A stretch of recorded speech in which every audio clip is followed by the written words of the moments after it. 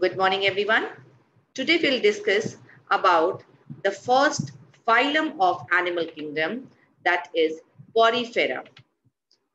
Poriferans are commonly known as sponges. Porifera. There are two terms in this. Pori means pores, fera means bearing. So these are the pore bearing animals. Here are some examples of poriferans like Leucosolinia, Euplectella, Spongilla, Sycon, Hyalonema, Euspongia, Sycon, Spongilla and Euspongia again, etc. Common name of these poriferans are sponges. Why they are known as sponges? You all must have seen sponges at your in your home, like in sofa or in furnitures. They are very soft and they are very flexible. So these poriferans are also very flexible because they have pores in their body. As you can see this structure, here is a structure of Sycon, and these are the small dots. These are the pores. Okay, and here is one big pore at their terminal end. So let us see the detailed features about poriferans. Poriferans are mostly marine animals and they are asymmetrical and have a cellular level of organization. Even though they are multicellular, but all the cells, they perform all their metabolic activities by their own. So they show cellular level of organization.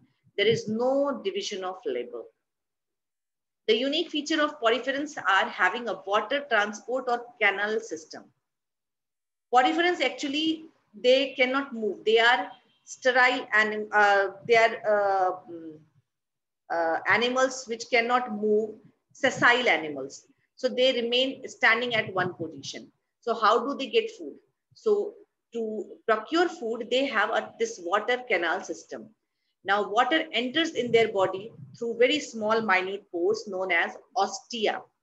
Then it enters to a body cavity known as a spongocoel, and then it goes out through a big opening known as osculum. Just see in this diagram. These are the minute ostia. So water enters through these ostia.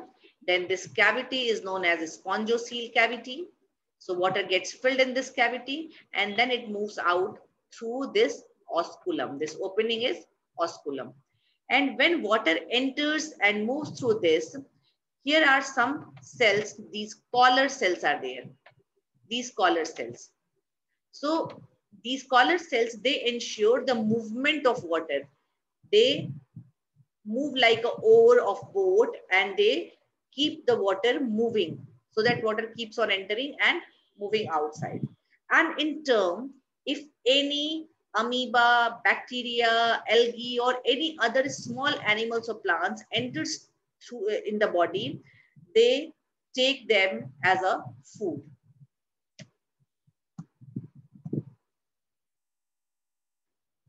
So water canal system is a very important feature of poriferans for their nutrition, for their respiration, for all other metabolic activities. So nutrition, respiration, excretion, all are performed by pathway of water transport system. They have a skeleton and these skeletons are known as spicules or spongin fibers.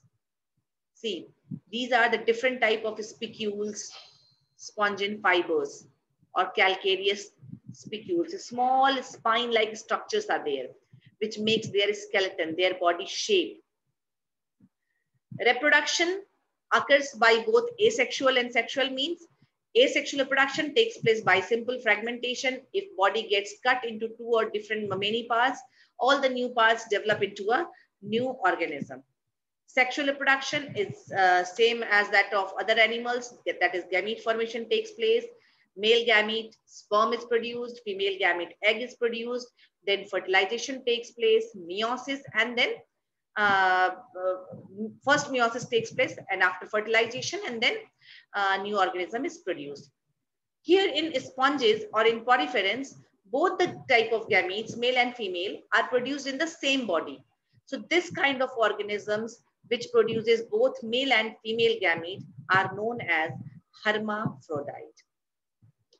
Then male gamete moves with the water, swims with the water, and reaches to the egg. Egg is present in the ovary kind of structure in a female part, female reproductive part, and fertilization takes place inside the body. Egg is not released. Egg remains in the body, and sperm swims and reaches to the egg. And so fertilization is internal. जब भी fertilization body के अंदर हो रहा है, egg release नहीं है, तो उसको कहते हैं internal fertilization. So here in sponges, fertilization takes place inside the body, and then development is indirect. See, again you have to learn about development, indirect or direct. Direct development, if zygote develops directly into the adult, or indirect means if it passes through different larval stages.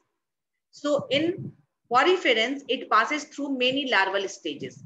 So this kind of development is known as indirect development. So poriferans have internal fertilization and indirect development. Examples are cycon and spongilla. Now sponges have very common names. So here are some examples, like cycon is known as crown sponge, spongilla is known as freshwater sponge, Euplectella, this is the Euplectella, it's known as Venus flower basket, Euspongia known as bath sponge, and so on. So these are all about porifera kingdom.